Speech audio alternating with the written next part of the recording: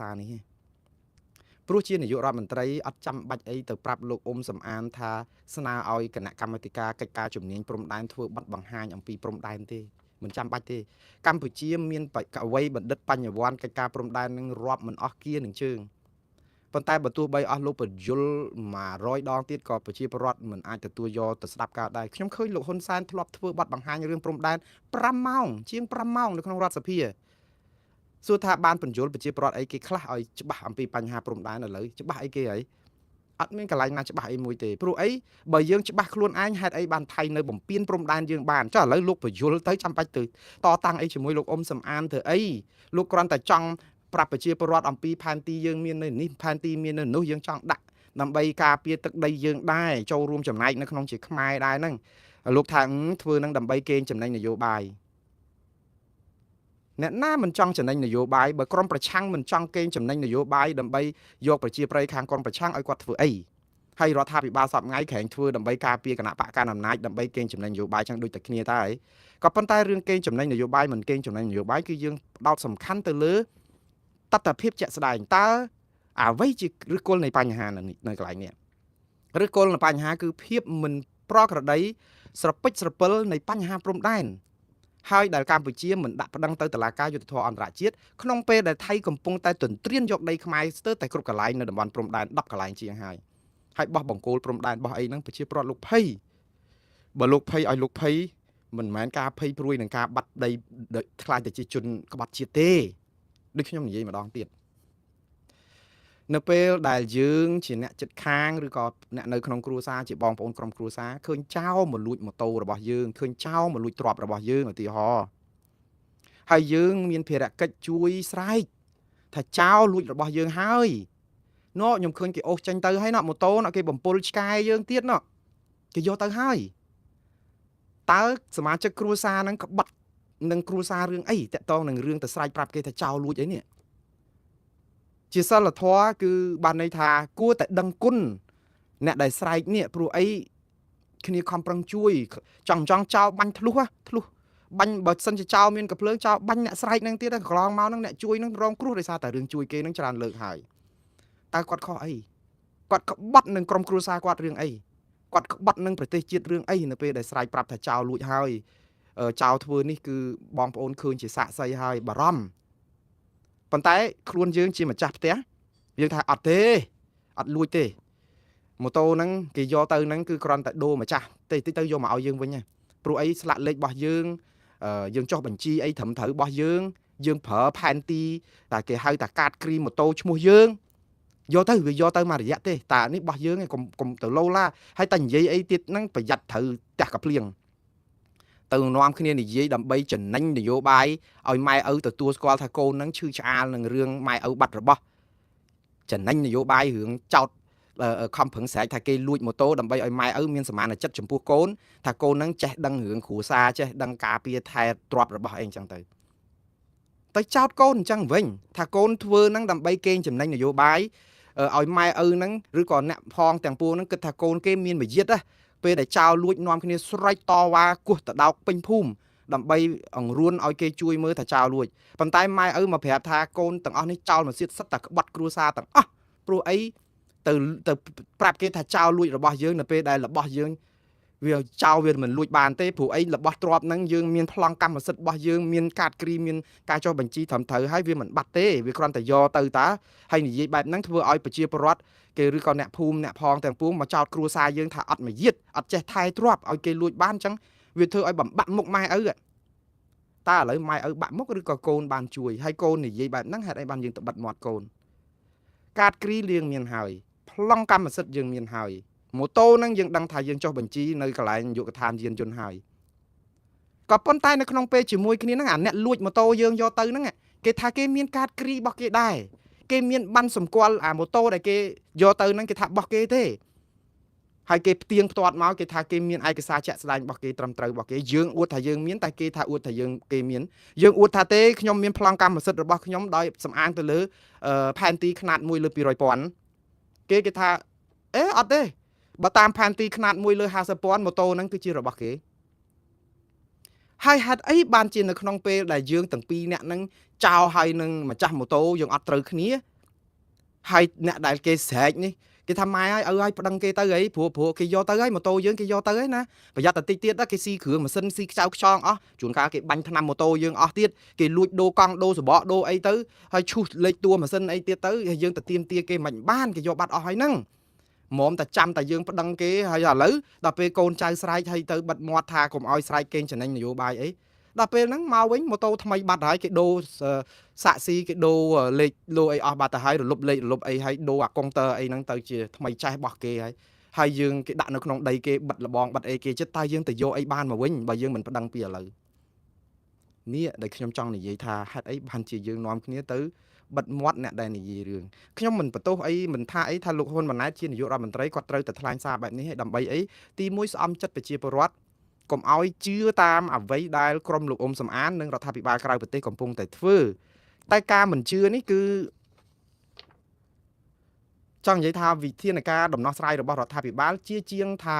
ដោះស្រាយតាមវិធីរបស់ខ្លួនបង្ហាញឲ្យប្រជាពលរដ្ឋជឿទុកចិត្តគាត់ទៅបន្សាបព័ត៌មាននៃក្រមព័ត៌មានដូចខ្ញុំនិយាយចឹងជាងការដោះស្រាយអាបញ្ហាខ្លឹមសារនៅក្នុងសម្បត្តិ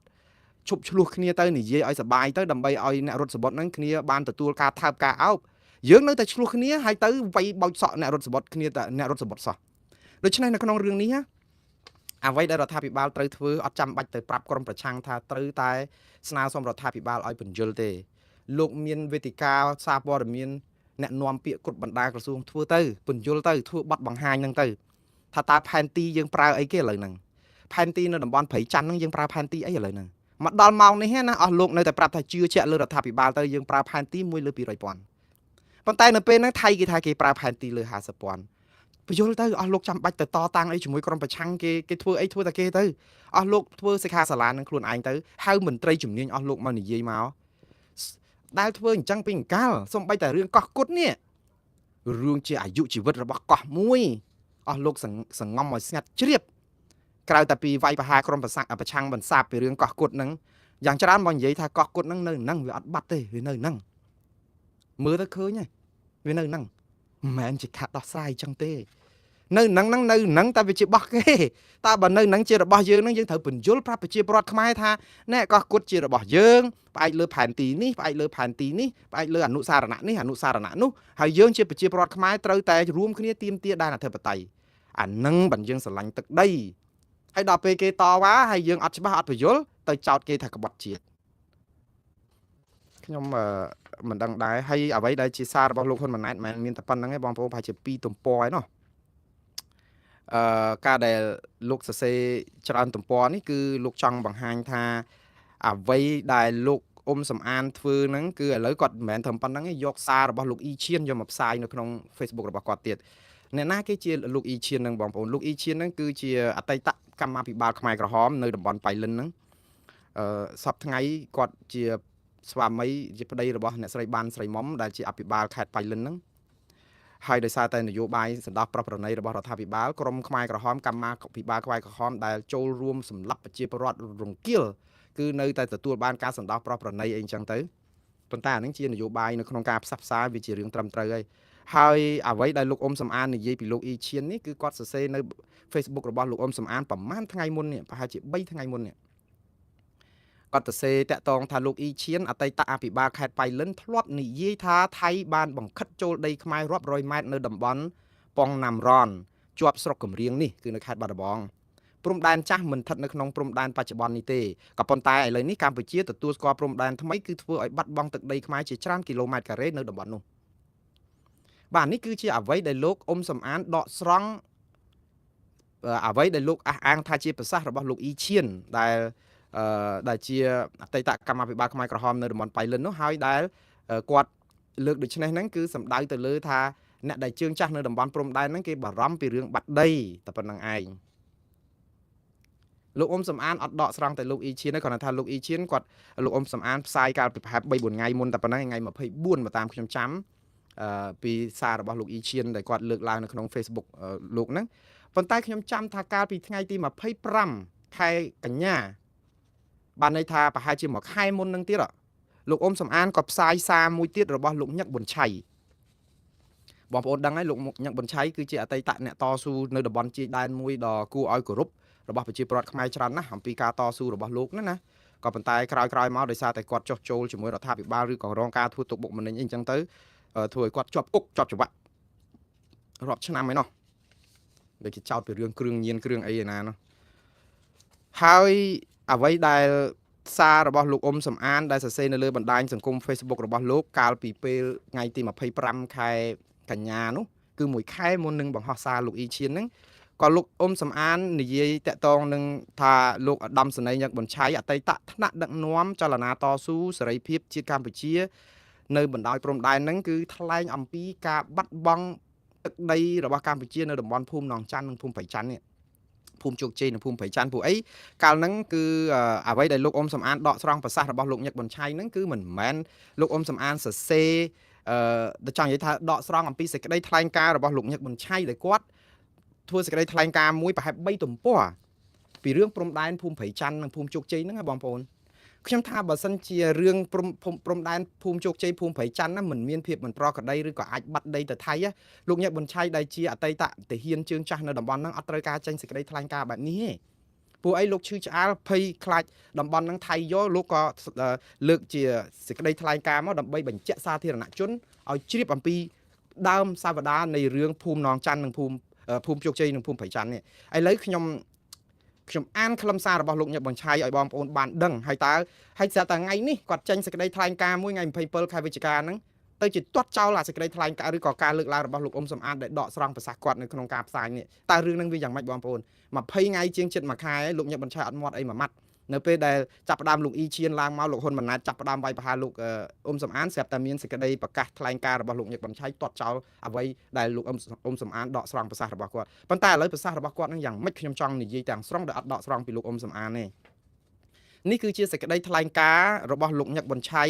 ដែលចុះថ្ងៃទី25ខែកញ្ញាឆ្នាំ2025 3ទំព័រខ្ញុំនឹងអានឲ្យបងប្អូនស្ដាប់ទាំងអស់តែម្ដងដើម្បីឲ្យដឹងថាលោកញឹកប៊ុនឆៃលោកនិយាយអីហើយហេតុអីបានជា4-5សប្ដាហ៍អត់ព្រមតបទៅនឹងលោកអ៊ុំសំអានសោះទើបតែលោកហ៊ុនម៉ាណែតមានប្រតិកម្មជាមួយនឹងលោកអ៊ុំសំអានឲ្យដកស្រង់ប្រសាសន៍របស់លោកអ៊ីឈៀនដែលទាត់ចោលអ្វីដែលលោកអ៊ុំសំអានលើកឡើងនៅក្នុង Facebook របស់គាត់ស្រាប់តែលោកញឹកប៊ុនឆៃចេញសេចក្តីថ្លែងការណ៍បដិសេធដែរសេចក្តីថ្លែងការណ៍នាយឧត្តមសេនីយ៍ញឹកប៊ុនឆៃអតីតថ្នាក់ដឹកនាំចលនាតស៊ូសេរីការជាតិកម្ពុជាបណ្ដោយព្រំដែនកម្ពុជាថៃខ្ញុំសូមជម្រាបជូនមតិជាតិនិងអន្តរជាតិព្រមទាំងបងប្អូនជនរួមជាតិខ្មែរនៅក្នុងប្រទេសនិងក្រៅប្រទេសទាំងអស់ឲ្យបានជ្រាបថាខ្ញុំបានស្គាល់ទីតាំងបង្គោលលាក់ព្រំដែនខ្មែរថៃច្បាស់លាស់ចាប់ពីបង្គោលលាក់លេខ41នៅភូមិចំការករហូតដល់បង្គោលលាក់លេខ49នៅក្បែរស្ពានប៉ោយប៉ែតនិងបង្គោលលាក់មួយចំនួនទៀតដូចខាងក្រោមនេះទី1ថ្ងៃទី1ខែមករាឆ្នាំ1979ខ្ញុំបាននាំបងប្អូនខ្មែរយើងដែលរស់នៅក្នុងជំរំជនភៀសខ្លួនថៃសាមាតនៅឯស្រុកអរញ្ញប្រទេសចំនួន12នាក់មកបោះទីតាំងនៅខាងមុខភូមិនងម៉ាក់មុនរបស់ថៃក្បែរបង្គោលលាក់លេខ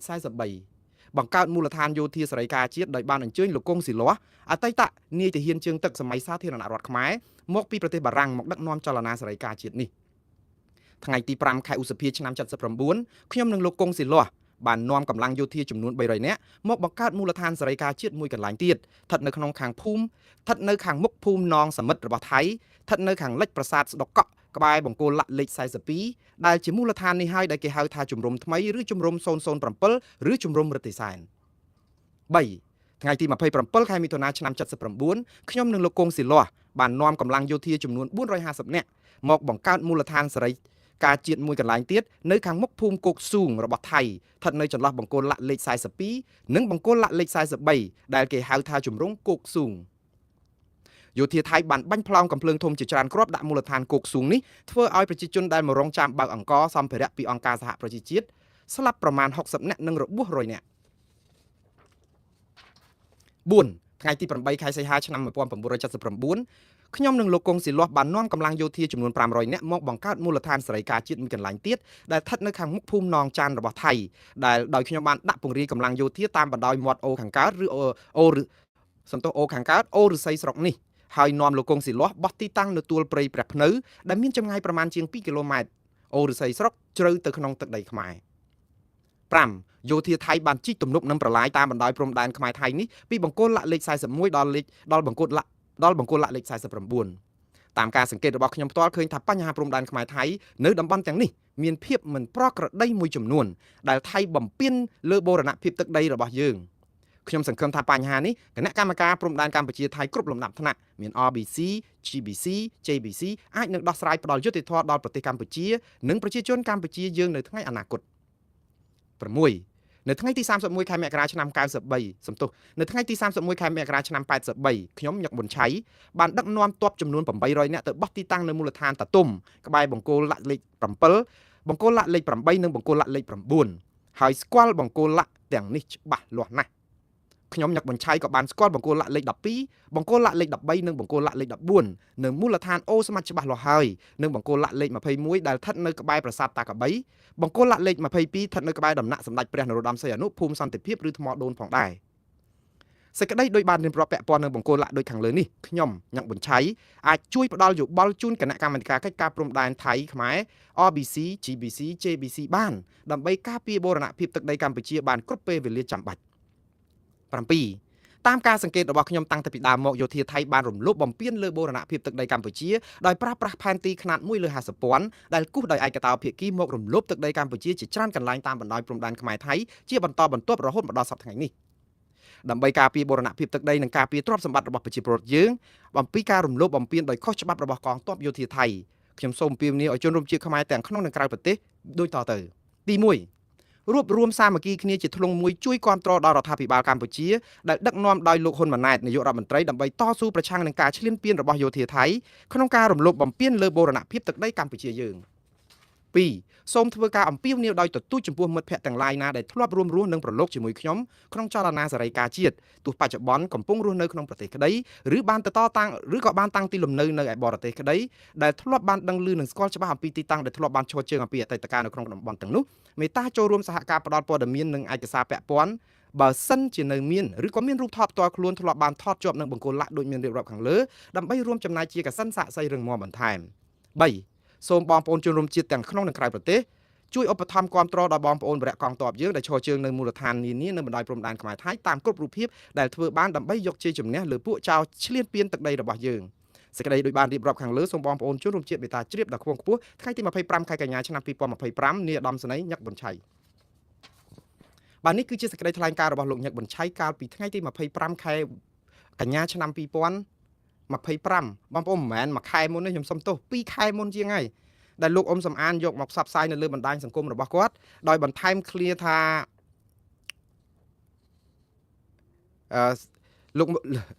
ាលោកអ៊ុំសំអាននិយាយអញ្ចេះសូមអធិស្ឋានបងប្អូនឯកសារច្រើនពេកហើយខ្ញុំត្រូវការអានវានេះកាលពីថ្ងៃទី23ខែវិច្ឆិកាលោកអ៊ុំសំអានសរសេរសារបែបនេះថៃនិងកម្ពុជាកំពុងបោះបង្គោលរណបបណ្ដោះអាសន្ននៅចន្លោះបង្គោលលក្ខលេខ42ដល់លេខ47នៅភូមិជោគជ័យនិងភូមិព្រៃច័ន្ទដោយធ្វើឲ្យបាត់បង់ទឹកដីខ្មែរប្រមាណ2គីឡូម៉ែត្រកន្លះទៅ3គីឡូម៉ែត្របើតាមសម្ដីរបស់ពលរដ្ឋខ្មែរដែលកំពុងរស់នៅភូមិព្រៃច័ន្ទថាថៃបានរំលោភចូលដីខ្មែរ3គីឡូម៉ែត្រលោកញឹកប៊ុនឆៃបាននិយាយថាបង្គោលលក្ខលេខ42នៅក្នុងរូបថតដែលគាត់បង្ហាញនៅក្នុង Facebook គាត់នៅខាងលិចប្រាសាទស្ដុកកក់កាលពីទសវត្សរ៍ទី80បច្ចុប្បន្ននេះបង្គោលលក្ខលេខ42ត្រូវបានថៃរំកិលចូលមកដល់ភូមិព្រៃច័ន្ទរំកិលចូលដីខ្មែរប្រមាណ2គីឡូម៉ែត្រកន្លះឥឡូវនេះថៃនិងកម្ពុជាកំពុងបោះបង្គោលបណ្ដោះអាសន្ននៅទីតាំងថ្មីនៃបង្គោលលក្ខលេខ42នៅភូមិព្រៃច័ន្ទគឺមិនមែនបោះបង្គោលបណ្ដោះអាសន្ននៅទីតាំងចាស់នៅខាងលិចប្រាសាទស្ដុកកក់នោះទេចម្ងាយពីបន្លាលួសចូលទៅបង្គោលលក្ខលេខ42គឺប្រមាណ500ម៉ែត្រលោកអ៊ុំសំអានបន្តថាលោកញឹកប៊ុនឆៃធ្លាប់បាននិយាយថាបង្គោលលក្ខលេខ45ត្រូវថៃបានរំកិលចូលដីខ្មែរជាង2គីឡូម៉ែត្រកន្លះឥឡូវនេះថៃនិងកម្ពុជាកំពុងបោះបង្គោលបណ្ដោះអាសន្ននៅទីតាំងថ្មីនៃបង្គោលលក្ខលេខ45នៅភូមិជោគជ័យគឺមិនមែនបោះបង្គោលបណ្ដោះអាសន្ននៅទីតាំងចាស់នោះទេលោកអ៊ុំសំអានបន្ថែមទៀតថាលោកញឹកប៊ុនឆៃបាននិយាយថាបង្គោលលក្ខលេខ43ក៏ត្រូវថៃបានរំកិលចូលដីខ្មែរជាង2គីឡូម៉ែត្រដែរដែលបង្គោលលក្ខលេខ43នៅខាងលិចប្រាសាទស្ដុកកក់កាលពីទសវត្សរ៍ទី80បច្ចុប្បន្ននេះបង្គោលលក្ខលេខ43ក៏ត្រូវថៃរំកិលចូលមកដល់ភូមិព្រៃច័ន្ទម្យ៉ាងទៀតកម្ពុជាអាចនឹងបាត់បង់ភូមិជោគជ័យនិងភូមិព្រៃច័ន្ទហើយប្រជាពលរដ្ឋខ្មែរជាង200គ្រួសារទៀតអាចនឹងជម្លៀសចេញពីភូមិជោគជ័យនិងភូមិព្រៃច័ន្ទបន្ទាប់ពីបោះបង្គោលព្រំដែនរួចរាល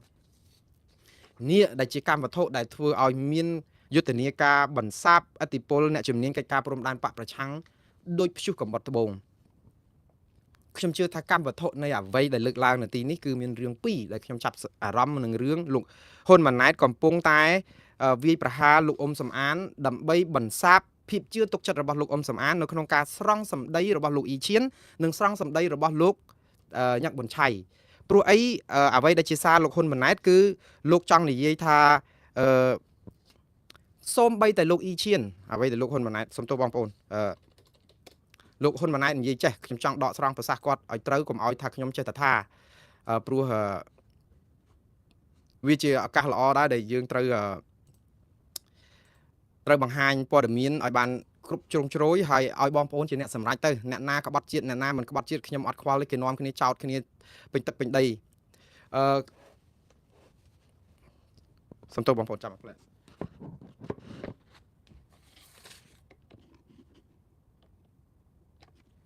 នេះគឺជាសាររបស់លោកហ៊ុនម៉ាណែតដែលផ្សាយនៅលើបណ្ដាញសង្គម Facebook របស់គាត់មកដល់ម៉ោងនេះប្រហែលជា8ម៉ោងហើយដែលគាត់បានផ្សាយចឹងបានន័យថាគាត់ផ្សាយពីម្ដុំ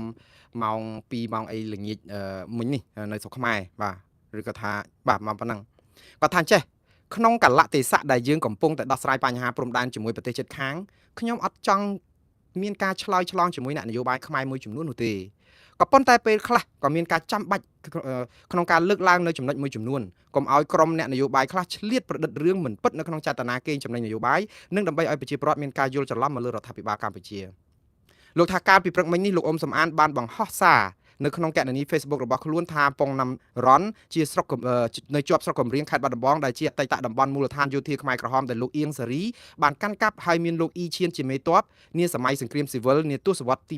80លោកអ៊ីឈៀនអតីតអភិបាលខេត្តបៃលិនធ្លាប់និយាយថាថៃបានបង្ខិតចូលដីខ្មែររាប់រយម៉ែត្រនៅតំបន់ប៉ងណមរ៉នជាប់ស្រុកកំរៀងនេះព្រំដែនចាស់មិនមែនស្ថិតនៅក្នុងតំបន់ព្រំដែនបច្ចុប្បន្ននេះទេប៉ុន្តែឥឡូវនេះកម្ពុជាទទួលស្គាល់ព្រំដែនថ្មីគឺធ្វើឲ្យបាត់បង់ទឹកដីខ្មែរជាច្រើនគីឡូម៉ែត្រការ៉េនៅតំបន់នោះអានេះគឺជាអ្វីដែលគាត់ដកស្រង់ពីប្រសាសន៍របស់លោកអ៊ុំសំអានបន្ទាប់មកទៀតលោកហ៊ុនម៉ាណែតនិយាយថាប៉ុន្តែប្រហែលម៉ោងក្រោយមកលោកអ៊ីឈៀនបានចេញសារបញ្ជាក់ជូនបងប្អូនជនរួមជាតិថាអញ្ចេះអ្វីដែលអ៊ុំសំអានសរសេរនេះគឺជាការប្រឌិតទាំងស្រុងនិងមានចរិតញុះញង់ដើម្បីបង្ករឿងនិងកេងចំណេញនយោបាយក្នុងចេតនាបង្កចលនាចលាចលសង្គមនិងការយល់ច្រឡំមកលើកិច្ចការព្រំដែនដែលរដ្ឋាភិបាលនិងគណៈកម្មការព្រំដែនចម្រុះដែនគោក GBC កម្ពុជាកំពុងតែអនុវត្តដោយឈលលើមូលដ្ឋានច្បាប់អន្តរជាតិអនុសញ្ញាសន្ធិសញ្ញាផែនទីនិងឯកសារដែលបន្សល់ទុកពីសម័យបារាំង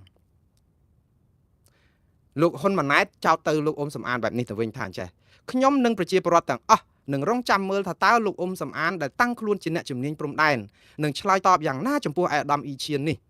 ហើយតើលោកអ៊ុំសំអានមានឯកសារឬភស្តុតាងអ្វីទៀតដើម្បីការពារអំណះអំណាងរបស់ខ្លួននិងបញ្ជាក់ខ្លួនថាខ្លួនជាអ្នកជំនាញព្រំដែនពិតប្រាកដសង្ឃឹមថាលោកមិនគ្រាន់តែចេញមកចោទប្រកាន់អាដាមអ៊ីឈៀនថាគាត់និយាយកុហកឬក្បត់ឧត្តមគតិដោយអ្វីដែលលោកតែងតែចោទអ្នកដែលមិនមានទស្សនៈស្របជាមួយនឹងលោកនិងក្រុមរបស់លោកនោះទេចុងក្រោយលោកហ៊ុនម៉ាណែតនិយាយថាអញ្ចេះនិយាយតាមត្រង់ដែលតាមដែលខ្ញុំមើលឃើញនឹងប្រហែលដោយអ្វីដែលបងប្អូនប្រជាពលរដ្ឋមើលឃើញដូចគ្នាដែរនោះគឺរហូតមកដល់ពេលនេះអ្វីដែលលោកអ៊ុំសំអាននិយាយពាក់ព័ន្ធនឹងកិច្ចការព្រំដែនហាក់ដូចជាគ្មានអ្វីច្បាស់លាស់អាចយកជាការបានទាំងមូលដ្ឋានបច្ចេកទេសផែនទីក្រៅតែពីបានទៅសុំ photocopy ផែនទីមួយផ្ទាំងពីបណ្ណាល័យសភាអាមេរិកដើម្បីធ្វើការសិក្សាស្រាវជ្រាវទាំងមូលដ្ឋានច្បាប់ឬឯកសារយោងនានាឃើញតែលើកឡើងថាអ្នកនេះអ្នកនោះបាននិយាយថាដីខ្មែរពីមុននៅនេះដីខ្មែរពីមុននៅនោះដោយជាករណីដែលលោកលើកឡើងថាអាដាមអ៊ីឈៀនបាននិយាយដូច្នេះនៅពេលដែលអាដាមអ៊ីឈៀនច្រានចោលការប្រឌិតនេះចុងក្រោយមួយទៀតលោកហ៊ុនម៉ាណែតឈ្មោះច្រើនពេញគូក្បាលខ្ញុំពេកទៅឡើងវល់អស់ហើយខ្ញុំសូមឲ្យយោបល់ដូច្នេះថាបើលោកឬក្រុមអស់លោកមិនយល់ច្បាស់រឿងផែនទីឬកិច្ចការព្រំដែនវិលទៅវិញគឺសូមឲ្យស្នើគណៈកម្មការព្រំដែនអីគេធ្វើខ្ញុំសង្កេតឃើញសាររបស់លោកហ៊ុនម៉ាណែតនេះគឺវាយប្រហារលោកអ៊ុំសំអានច្រើនតាក់ទងនឹងការទៅ photocopy ផែនទីហើយនឹងការដែលដកស្រង់សម្ដីរបស់លោកអ៊ីឈៀនប៉ុន្តែលោកហ៊ុនម៉ាណែតអត់បានវាយប្រហារលោកអ៊ុំសំអានពីរឿងដកស្រង់សម្ដីរបស់លោកញឹកប៊ុនឆៃទេ2ខែហើយគឺអត់មានទេគឺទៅតែមានរឿងលោកអ៊ីឈៀននេះទេដែលនិយាយតាក់ទងរឿងតំបន់ស្រុកកំរៀងខ្ញុំថាលោកអ៊ីឈៀនគាត់មានសិទ្ធិគ្រប់គ្រាន់នៅក្នុងការមកអះអាងព្រោះគាត់ឈរជើងនៅតំបន់នោះណាតាក់ទងនឹងការបាត់បង់តំបន់ព្រំដែនដីគេរំកិលនៅកំរៀងខេត្តបាត់ដំបងណាប៉ុន្តែបើសិនជាលោកអ៊ីឈៀនគ្រាន់តែបង្ហាញបំភ្លឺប្រាប់ប្រជាពលរដ្ឋថាតំបន់នោះគឺមិនមានការបាត់បង់ទេគឺអីអញ្ចឹងប្រហែលជាសមស្របមួយយ៉ាងទៅតាមអ្វីដែលគាត់អះអាងប៉ុន្តែតើភស្តុតាងអីខ្លះដែលលោកយកមកបង្ហាញត្រូវគួរឲ្យមើលឲ្យគេឃើញថាតំបន់ហ្នឹងប្រើផែនទីខ្នាតលើប្រមាណហើយដីដែលលោកអ៊ុំសំអានដែលលើកឡើងឬក៏ដកស្រង់ប្រសាសន៍របស់គាត់ហ្នឹងគឺវាចូលទៅដីថៃប្រមាណចូលទៅដីខ្មែរប្រមាណឲ្យមានប្លង់ឲ្យបងប្អូនមើលជាជាងការគ្រាន់តែវាយប្រហារទៅលោកអ៊ុំសំអានតើគាត់មានអីប្រកែជាងលោកអ៊ុំសំអានទៅដូចថា គ្រាន់តែតាចោតប្រកាន់គ្នាទៅវិញទៅមកហើយអត់មានភ័ស្តុតាងអីទាំងអស់ដូចតែគ្នាហ្នឹងគ្រាន់តែចោតលោកអ៊ុំសំអានថាដកស្រង់ប្រឌិតរឿងឧទាហរណ៍ចុះបើសិនជាយើងចាញ់ខ្ចាល់នឹងព័ត៌មាននៅស្រុកកំរៀងហ្នឹងថាថៃមិនឈ្លានពានចូលដីខ្មែរគេយកបន្លាលួសយកមកដាក់រាល់តែដងតើនៅអាកំរៀងនៅអីហ្នឹងតាមពិតទៅខ្ញុំថាវាជារឿងអកុសលបងប្អូនប្រតិកម្មរបស់លោកអ៊ីឈៀននេះគឺជាប្រតិកម្មដើម្បីការពារជំហររដ្ឋាភិបាលដើម្បីបន្សាបលោកអ៊ុំសំអានតែក្នុងពេលជាមួយគ្នាហ្នឹងណាលោកអត់បានគិតថាអត់ចំណេញអីទេព្រោះអីបើសិនជាមានមនុស្សអ្នកជំនាញកិច្ចការព្រំដែនណាមួយគេខ្វល់រឿងបាត់ដីយើងជាអភិបាលឬអតីតអភិបាលខេត្តហ្នឹងគឺយើងបញ្យល់ទៅហើយយើងយកភ័ស្តុតាងមកយើងការពារប៉ុន្តែភ័ស្តុតាងហ្នឹងមានអាតំបន់ថៃគេរំលោភចូលយើងប្រមាណកន្លែងយើងរុលទៅគេវិញប្រមាណកន្លែងលាក់នឹងលាក់អីចឹងគឺបែបនេះបានថាយើងនឹងបកស្រាយឲ្យប្រជាពលរដ្ឋជ្រះស្រឡះប៉ុន្តែដល់ពេលមករករឿងលោកអ៊ុំសំអាននឹងពេលដែលគាត់ខ្វល់ពីរឿងបាត់ដីនេះហើយតែចោទគាត់ថាជាក្បត់ជាតិដែរដោយសារព័ត៌មានមួយចំនួនខ្ញុំមិនឃើញ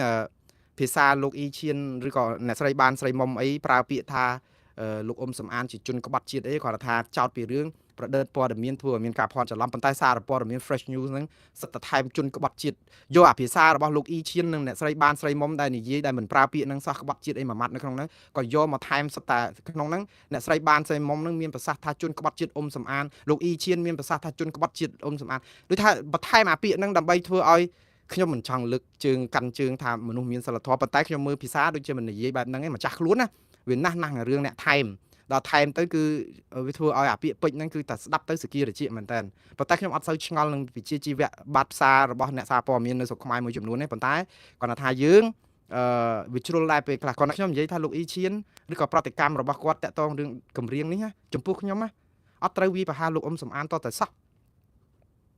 ប្រឹងដោះស្រាយបញ្ហាខ្លួនឯងទៅហើយគ្រាន់តែថាការពារជំហរឲ្យបញ្យលផោះតាំងឲ្យប្រជាពលរដ្ឋដឹងទៅព្រោះលោកអ៊ុំសំអានអត់បានទៅកាត់ដីឲ្យទៅភាគីណាសោះបើតាមយើងមើលតើលោកទៅគ្រាន់តែនិយាយថាបើតាមលោកអ៊ីឈៀនខ្មែរយើងបាត់ដីពេលនេះជាការពិតហើយបើសិនជារឿងនឹងមិនពិតវាអាចប៉ះពាល់ដល់រដ្ឋាភិបាលកម្ពុជាដែរថាបាត់ដីច្រើនយ៉ាងនេះប្រជាពលរដ្ឋស្ដាប់មកគឺរដ្ឋាភិបាលហ្នឹងគឺកាត់ដីឲ្យគេដឹងធ្វើឲ្យបាត់ដីហ្នឹងក្រោមការដឹកនាំបាត់ដីបែបនេះប្រជាពលរដ្ឋអាចតវ៉ាបះបោអីខឹងរដ្ឋាភិបាលជាការពិតវាអាចប៉ុន្តែលោកអ៊ុំសំអានម្នាក់ឯងសោះនេះហើយប្រព័ន្ធផ្សព្វផ្សាយអស់លោកមានមកកណកដឹកណាស់ហេតុអីក៏មិនអាចផ្សព្វផ្សាយដើម្បីឲ្យប្រជាពលរដ្ឋជឿថាអ្វីដែលរដ្ឋាភិបាលនិយាយនឹងគឺជារឿងត្រឹមត្រូវឬធ្វើជារឿងត្រឹមត្រូវហើយទុកឲ្យលោកអ៊ុំសំអានគាត់ធ្វើកិច្ចការគាត់តាមព្រោះអ្វីដែលលោកអ៊ុំសំអានធ្វើគឺគាត់គ្រាន់តែបារម្ភ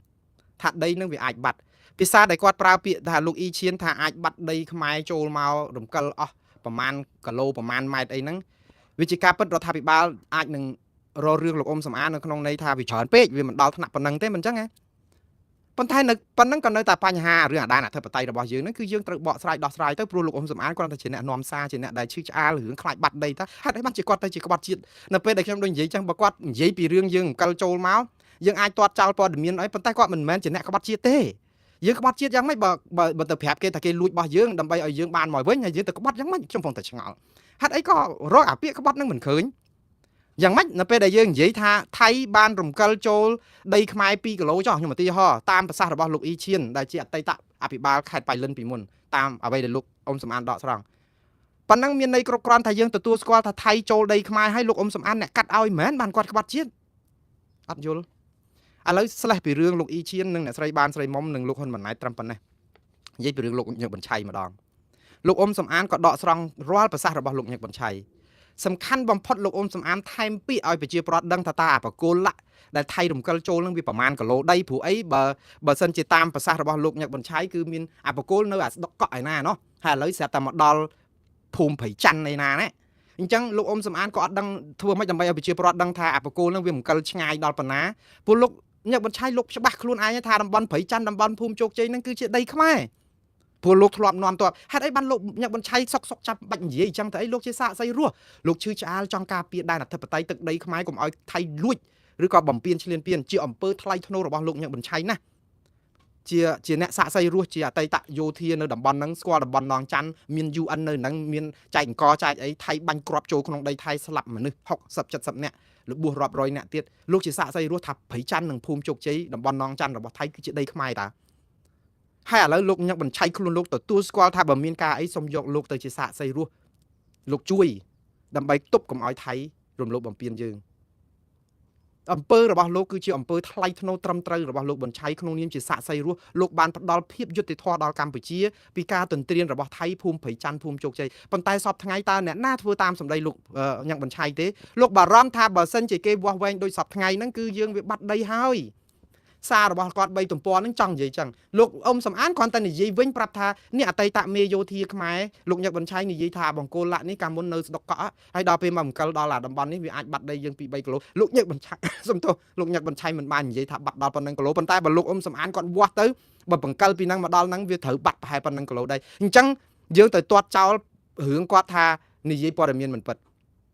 លោកញ៉ាំប៊ុនឆៃដែលពីមុនមកហ្នឹងចេញសេចក្តីថ្លែងការណ៍យ៉ាងខាញ់រ៉ែងដើម្បីបញ្ជាក់ប្រាប់អំពីការជួយជាតិយើងកុំឲ្យថៃ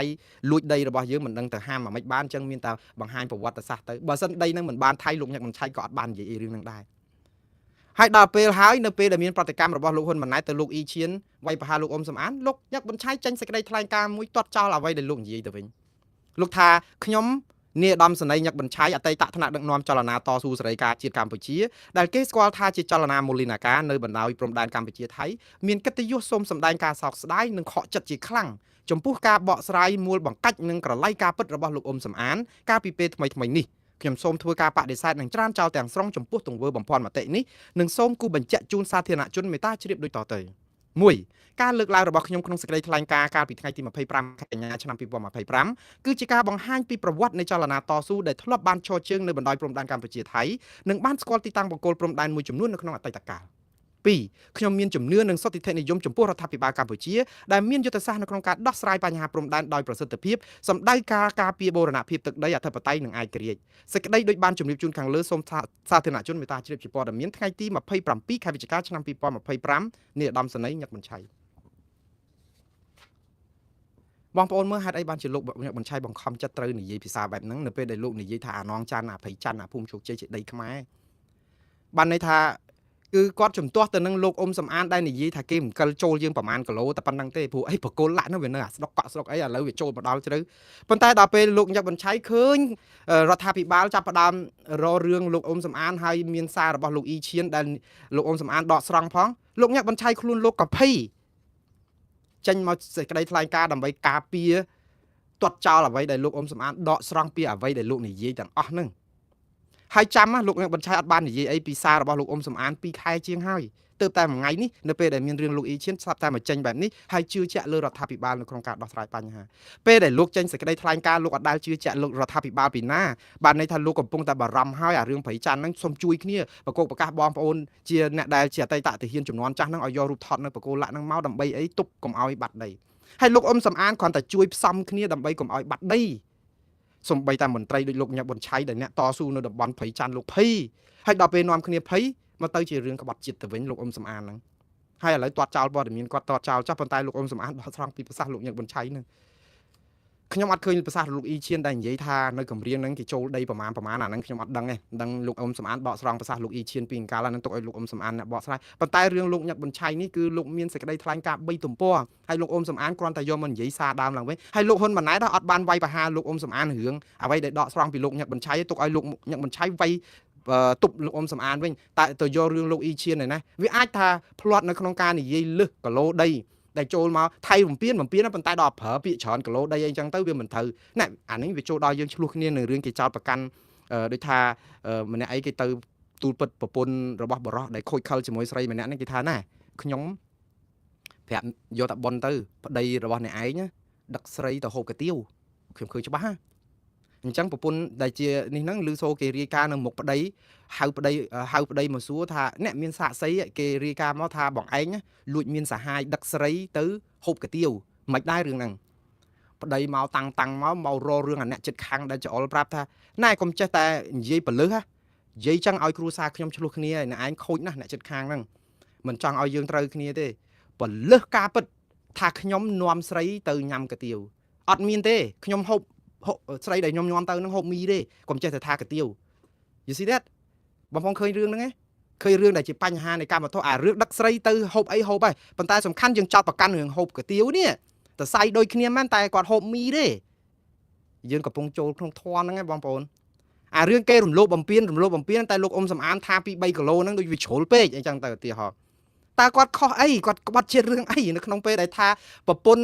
ធប្តីរបស់អ្នកឯងនាំស្រីទៅហូបកាទៀវហើយទៅប្តីទទួលស្គាល់ថាទេអាហ្នឹងហូបកាទៀវស្អីខ្ញុំនាំស្រីដឹងតែនាំហ្នឹងប៉ុន្តែសំខាន់ហូបមីមិនមែនហូបកាទៀវទេអានេះគឺជារឿងមួយដែលពិបាកមែនតើហើយរឿងព្រំដែនម៉ោងហ្នឹងហេតុអីបានយើងចំណាយពេលវេលាទៅដោះស្រាយរឿងគេហៅថារឿងដែលមិនមានរឿងឲ្យក្រុមរដ្ឋាភិបាលក្រៅប្រទេសហ្នឹងគាត់ធ្វើអីធ្វើទៅដល់ណាឥឡូវចាំមើលគាត់ទៅដល់ត្រឹមណាគាត់ដាក់ពាក្យប្តឹងគាត់ប្រឹងរឲ្យគាត់ធ្វើអីគេទៀតបើនៅស្រុកខ្មែរចាប់គាត់ដាក់គុកអស់ហើយនេះក៏គាត់នៅក្រៅប្រទេសទេបើនៅស្រុកខ្មែរជាប់គុកអត់មានថ្ងៃចេញទេជាប់អស់ហើយប៉ុន្តែគាត់នៅក្រៅប្រទេសគាត់ធ្វើឲ្យគាត់ធ្វើអីគេទៀតហើយតែចោតគាត់ក្បត់ជាតិយ៉ាងម៉េចខ្ញុំពងតែមិនយល់បងប្អូនធ្វើនេះធ្វើឲ្យប្រជាពលរដ្ឋចាប់ផ្ដើមមន្ទិលរដ្ឋាភិបាលកាន់តែខ្លាំងហើយចាប់ផ្ដើមគេហៅថាម៉េចដូចលោកម៉ែនណាតលើកឡើងនៅក្នុង Facebook របស់លោកថ្ងៃនេះលោកម៉ែនណាតថាប្រតិកម្មរបស់លោកហ៊ុនម៉ាណែតគឺមិនខុសអ្វីពីគោដំបៅខ្នងក្អែកហើររំលងរំសាយកន្ទុយឬក៏យើងខ្មែរយើងភាសាសាមញ្ញថាស៊ីលៀសលាអៀខ្លួនណាបងប្អូនបើយើងគ្មានបញ្ហាអីទេកុំទៅខ្វល់គេធ្វើអីធ្វើទៅមិនបាច់ទៅបន្សាបលោកសំអានទេប្រព័ន្ធផ្សព្វផ្សាយឃោសនារបស់រដ្ឋាភិបាលនឹងមានមកកណកដឹកសកម្មជនរបស់រដ្ឋាភិបាលកម្ពុជាគណៈបកកណ្ដាលអំណាចមានគ្រប់ច្រកល្ហកនៅពិភពលោកហ្នឹងធ្វើទៅខ្លាចអីបុគ្គលលោកសំអានម្នាក់ឯងហ្នឹងតែខ្ញុំសរសើរដែរលោកសំអានគឺមានប្រជាប្រិយខ្លាំងមែនតើនៅពេលដែលគេដោះស្រាយបញ្ហាឲ្យគេមកទាំងព្រមបែបនេះគឺបានន័យថាលោកល្បីខ្លាំងហើយព្រោះបើសិនរដ្ឋាភិបាលអត់ទម្លាប់បែបហ្នឹងទេព្រោះលោកហ៊ុនសែនធ្លាប់បន្សាបអធិពលលោកសំរងស៊ីដោយប្រើភាសាមួយថាមិនជលក់រក៏ប៉ុន្តែមកណាក៏និយាយពីលោកសំរងស៊ីដែរឥឡូវចូលដល់លោកហ៊ុនម៉ាណែតដូចគ្នាទៀតហើយអូកុំជឿទុកចិត្តលោកសំអានជាអ្នកផែនទីខ្លែងខ្លាយស្អីណាសារភាពថាផែនទីដែលគាត់បញ្យល់ពីមុនមកនឹងគ្មានប្រភពច្បាស់លាស់អីណាជាប់គុកជាប់អីដល់ពេលឥឡូវមកនិយាយទៅពីលោកសំអាននឹងដដែលចុះបើគាត់បន្សាបគាត់អត់មានអធិពលអីនិយាយពីគាត់ទៅអីការដែលយើងនិយាយអ្វីពីគាត់ដដែលហ្នឹងគឺបានន័យថាគាត់ធ្វើនឹងត្រូវហើយវាប៉ះតំបន់រសើបលោកសំអានតបមកវិញចេះថ្ងៃនេះគាត់ថាចេះពេលដែលឃើញលោកអ៊ីឈៀនហើយនឹងអ្នកស្រីបានស្រីមុំដែលជាអភិបាលខណ្ឌខេត្តបៃលិនមកតបផ្ញើសារផ្ញើអីដើម្បីកាន់ជើងលោកអ៊ីឈៀនដែរហើយគ្រប់គ្រងលោកហ៊ុនម៉ាណែតគាត់ថាចេះអូមកទាំងប្តីទាំងប្រពន្ធតែម្ដងហើយនេះព្រោះចាក់ចំចំណុចអាហ្នឹងលោកសំអានតបទៅវិញបែបនេះហើយមួយទៀតតបទៅនឹងលោកហ៊ុនម៉ាណែតគាត់ថាលោកហ៊ុនម៉ាណែតគួរតែឲ្យប្រជាពលរដ្ឋនៅតំបន់បោះបង្គោលនោះនឹងអ្នកសារព័ត៌មានព្រមទាំងមន្ត្រីបកប្រឆាំងនិងអង្គការសង្គមស៊ីវិលចូលរួមក្លំមើលការបោះបង្គោលនេះនិងបង្ហាញផែនទីខ្នាត1លើ200,000នៅតំបន់នោះថាមិនបាត់បង់ដីខ្មែ